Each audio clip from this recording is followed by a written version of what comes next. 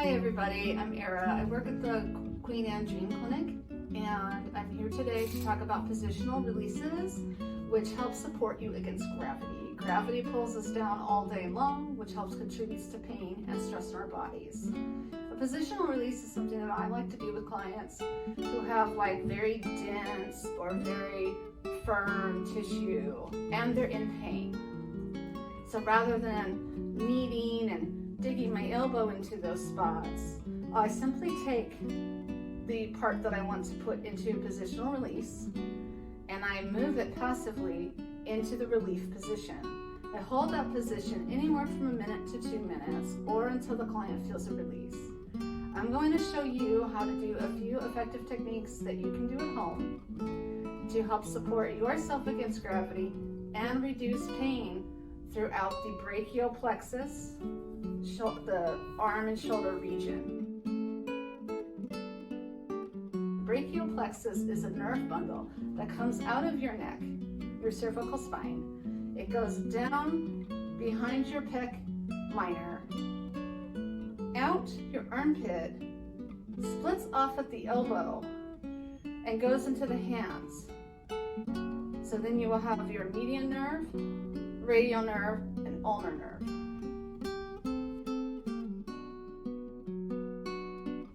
The first technique I want to show you is how to put your scalenes and your rotator cuff into relief position and support it against gravity.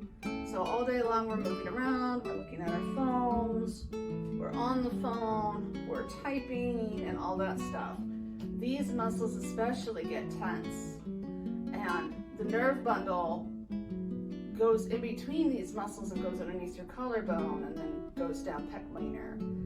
So the way that you would do this is you have to be very comfortable grabbing your arm. I like to kind of scoop underneath it and try to think about being like a rag doll. Just let my arm be passive and let my other arm do the work. I'm going to lift up my arm without engaging any muscles, and I'm going to put it up over my head. I can also place it on my forehead. And what you see here is that this is all in a slack position. The nerve is just more relaxed, especially here. This is now closed down passively. You hold the position for 1 to 2 minutes. What may happen is that you will feel the stress and the pain decrease, and your body may take an involuntary breath. And then when you go to get out of the position, you will take your arm without engaging any muscles and just let it go back down. And so that is one thing that you can do. It's really great if you're on a computer, if you have Thoracic Outlet Syndrome, or if you've been having any pain or nerve pain specifically going down your arm. Sometimes this area feels hot and warm when your nerves are irritated.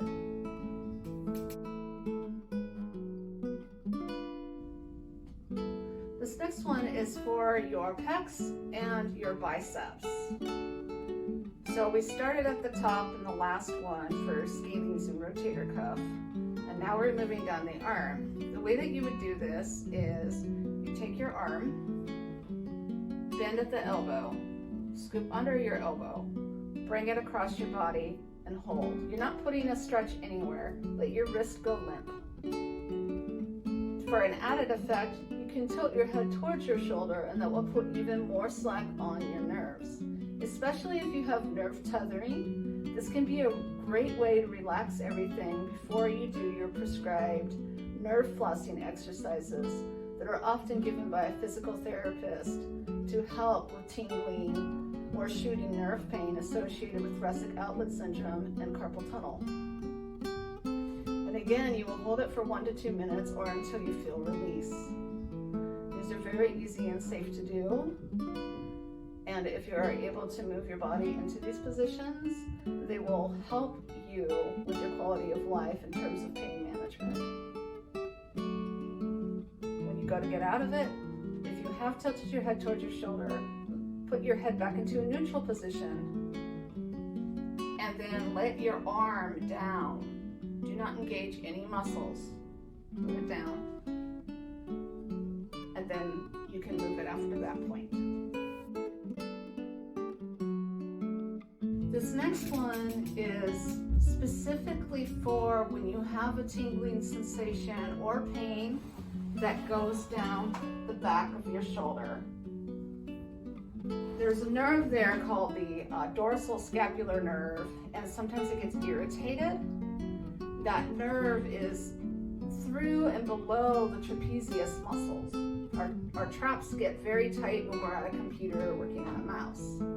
One of the positional releases that you can do for this is take your arm, you lift it up and put it on the back of the couch or on the bed if you sit at the floor of the bed, and then tilt your head again to put slack.